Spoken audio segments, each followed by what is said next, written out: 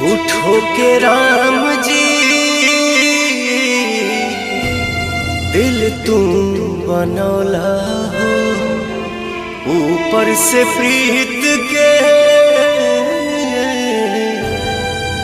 रोग धरौला हो। हंसत जिंदगी में कहे अगिया लगौला हो, झूठो के राम जी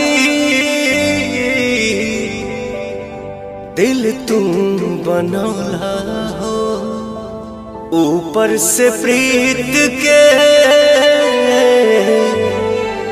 रोग धरौला हो।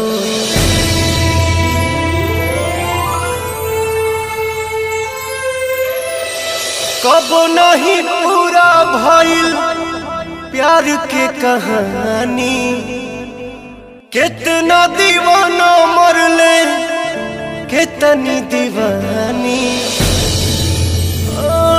कबो नहीं पूरा भइल प्यार के कहानी, कितना दीवाना मरले कितनी दीवानी। नेहिया के बंधन काहे जोड़ के तू रौला हो, हंसत जिंदगी में काहे अगिया लगौला हो।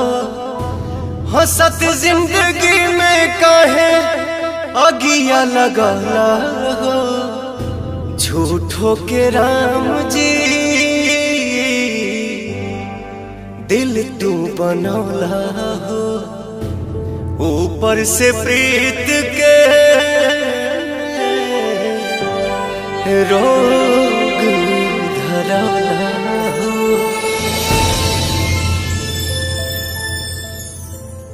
हंसत जिंदगी में कहे अगिया लगौला हो, झूठो के राम जी दिल तुम बनौला।